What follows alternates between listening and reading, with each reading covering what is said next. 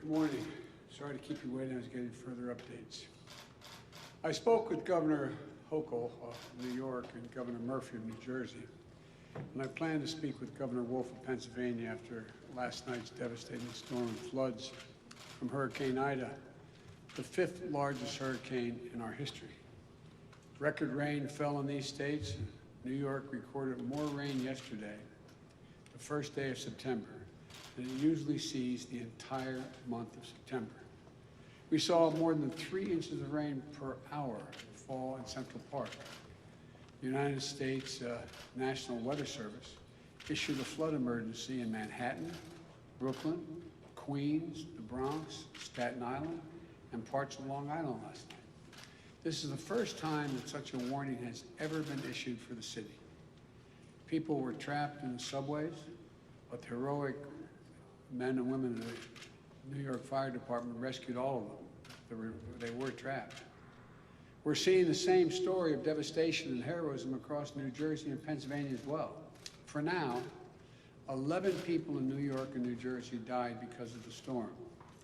And I want to express my heartfelt thanks to all the first responders and everyone who's been working through the night and well into the morning to save lives and get power back. There's a lot of damage, and I made clear to the governors that my team at the Federal Emergency Management Agency, FEMA, is on the ground and ready to provide all the assistance that's needed.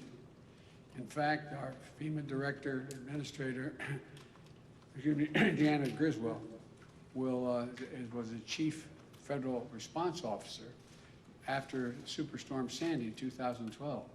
She knows what to do. And last night, at the request of California Governor Newsom, I approved an emergency declaration for California for the Caldor fire, which is burning aggressively toward Lake Tahoe Basin and into Nevada. It's also one of the few fires that has ever burned from one side of Sierra Nevada's mountain range to the other. So far, it's burned more than 200,000 acres. Tens of thousands of people have had to evacuate their homes.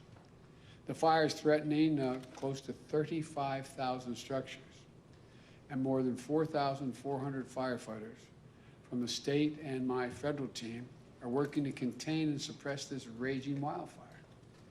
The Department of Defense has trained and is deploying additional firefighters to support our ongoing firefighting efforts in California.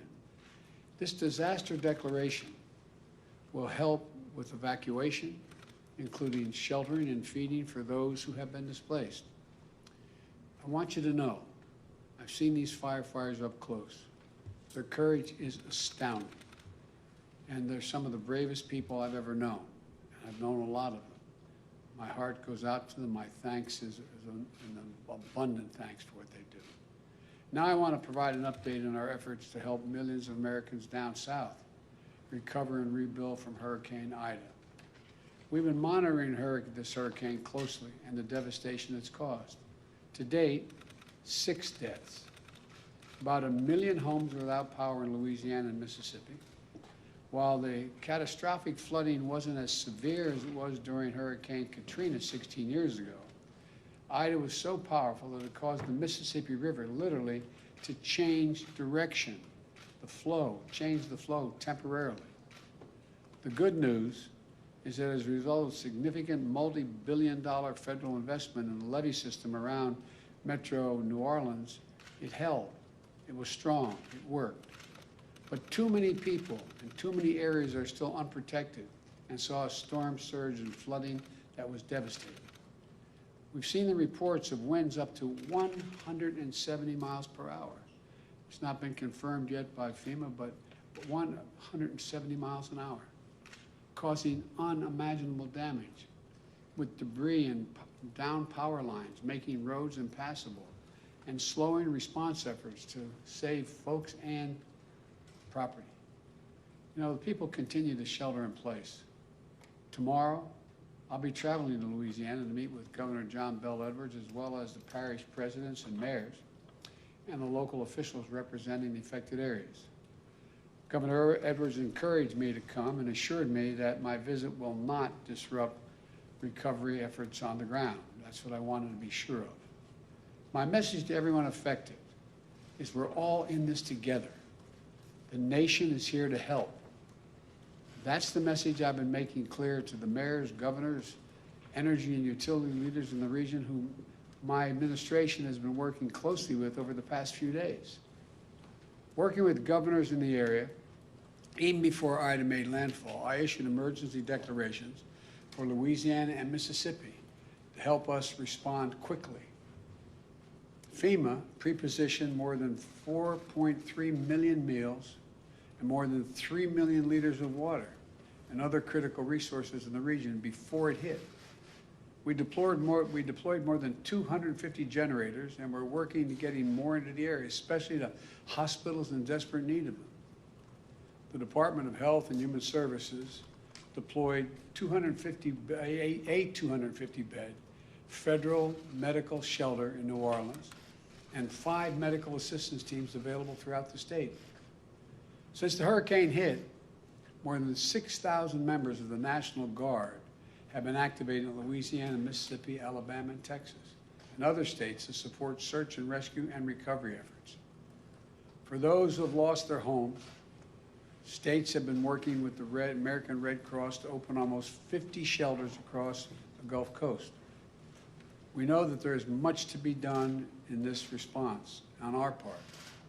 We need to get power restored. We need to get more food, fuel, and water deployed. I get hourly updates on the progress from FEMA well into the night, and we'll be working around the clock until the critical needs of the region are fully met, and we will meet them. Even as we tackle the core elements of the disaster response, we're also deploying new tools to help speed this recovery, things that have not been used very much in prior hurricane responses. Working with private companies that own and operate the lifeline infrastructure, like electricity and communications. We've used the latest technology to accelerate restoration of power and cell phone service. It's beginning to get back up, but there's a long way to go. For example, to minimize the amount of time it will take to get the power back to everyone, I've directed the Federal Aviation Commission, the FAA, to authorize the use of surveillance drones to assess Ida's damage to energy infrastructure, while ensuring those flights do not disrupt aerial search and rescue missions. Likewise, I've asked the Pentagon, the Department of Homeland Security, and the Department of Energy to immediately make available any satellite imagery they can help provide in assessing the extent of the damage. Drones and satellites can make the work faster by getting to the places that are most desperately in need. They can identify where the lines are down, map the damage, help get the transmission lines back up and running in all the parishes. But people, hard-working people, do the complicated and dangerous work. There are more than 25,000 linemen and clearance crews from 32 states in the District of Columbia racing to restore power. In Alabama, 2 have died on the job. This is complicated and really dangerous work, but we're moving as fast as humanly possible to get it done. It's important to know that the region hit by Ida is the key center of our nation's oil production and refining infrastructure. That's why we're not waiting to assess the full impact of the storm is going to have on oil production and refineries. We're moving already, quickly, to increase the availability of gas and easing the pressure on gas prices around the country. I've directed the Secretary of Energy, Jennifer Granholm, to use all of the tools at her disposal, including using the Strategic Petroleum Reserve to keep gas flowing to the pumps. In order to get critical supplies to the region to beat the pandemic, I directed the Department of Transportation to renew an energy declaration to provide flexibility on how many hours a truck driver can drive. Most people don't know there's a limitation on the number of hours you can be on the road. The Transportation Department is broadening that emergency declaration to include transportation of gasoline and other types of fuel as well, in addition to medical supplies and food. In addition, the Environmental Protection Agency has approved emergency waivers for Louisiana and Mississippi that will expand the supply of gasoline that can be sold in those states and increase availability at such a critical time. These actions should help reduce the risk of gas shortages and price increases as a result of the hurricane. We also know a lot of people lost cell phone service because their particular carrier's tower went down or got damaged. A few days ago, I asked the Federal Communications Commission, the FCC, and my White House team to work with the cell phone companies to allow customers to use roaming services. So that means that folks in the area should be able to get a signal no matter what carrier they're in. If their one carrier's down, they can roam and use another carrier they're not part of, they're not signed up with. Just think of the sons and the daughters, and the moms and dads, the loved ones trying to reach each other, and the feeling of fear, maybe something happened, and it's just because they can't, the cell phone's not working. Think of the millions of people reaching out for help. This is important and it's critical. Now, a lot of private companies and public entities are doing their part. Today, I'm calling on insurance companies not to evade their responsibility to keep the priorities they made to their customers and the promises they made, and help some folks who are hurting. Here's the deal. FEMA is providing critical need assistance, for example, to help with a hotel bill you racked up because you couldn't stay in your home during the hurricane. The Department of Housing and Urban Affairs, HUD, is also offering assistance to families in impacted areas. But right now, we're hearing reports that some insurance companies may deny coverage for additional living assistance expenses unless the homeowner was under a mandatory evacuation order. So people paid their insurance premiums. They're supposed to get payments from their insurance companies for relocation costs. But insurance companies, in the face of the strongest storm since 1850, say, no, we're not going to pay you what we owe you. Because the fact is, parishes in Louisiana, like New Orleans and St. John's, issued a voluntary evacuation order at first and may not have even had enough time to make a mandatory one as the storm moved in so fast. Other parishes, a voluntary evacuation order suggested that residents could try to protect themselves by sheltering in place against the ferocious winds. We can all understand why folks felt safest leaving their homes and going elsewhere, out of the path of the devastating storm. No one fled this killer storm because they were looking for a vacation or a road trip. They were able to stay in a hotel. They left their homes because they felt it was flee or risk death. There's nothing voluntary about that. So I'm calling on the private insurance companies right now, at this critical moment. Don't hide behind the fine print and technicality. Do your job. Keep your commitments to your communities that you insure. Do the right thing. And pay your policyholders what you owe them to cover the cost of temporary housing in the midst of a natural disaster. Help those in need. That's what all of us need to do. That's what we're trying to do. FEMA has pushed out $77 million to the people of Louisiana so far, individuals. My message to the people of the Gulf Coast, who I'm going to visit tomorrow, we are here for you. And we're making sure the response and recovery is equitable so that those hit hardest get the resources they need and are not left behind. Whether you're a homeowner, a renter, a parent, a small business owner, no matter who you are, if you live in the affected area, please visit disasterassistance.gov. Go online and visit disasterassistance.gov to find help now. That's disasterassistance.gov.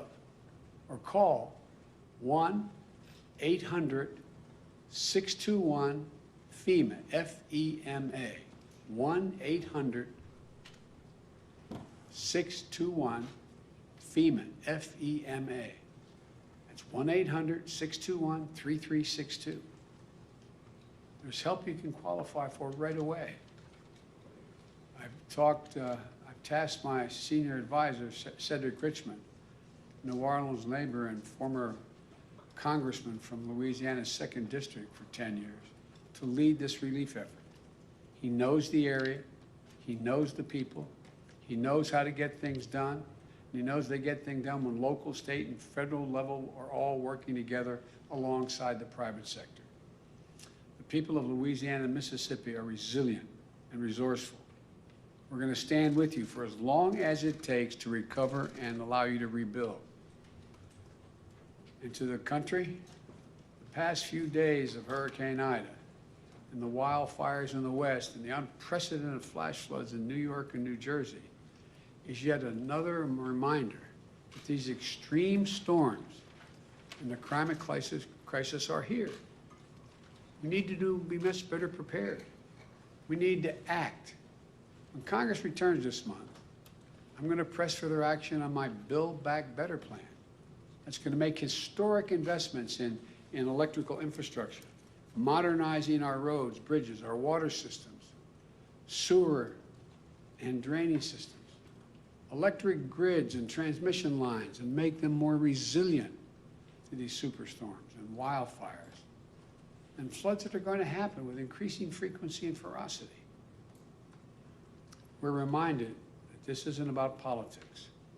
Hurricane Ida didn't care if you were a Democrat or a Republican, rural or urban. This destruction is everywhere. And it's a matter of life and death, and we're all in this together. This is one of the great challenges of our time, but I'm confident we'll meet it. We're the United States of America, and there's simply nothing, you've heard me say it before, nothing beyond our capacity when we work together. So for all those who are still in harm's way, or all those struggling to deal with the aftermath of these storms and fires, say, God bless you. Keep the faith. Everyone working day and night to look out for their fellow Americans is what this is about. And we're going to get this done. Thank you. Mr. President, you called for a whole of government, sir. For a whole of government in Texas, sir.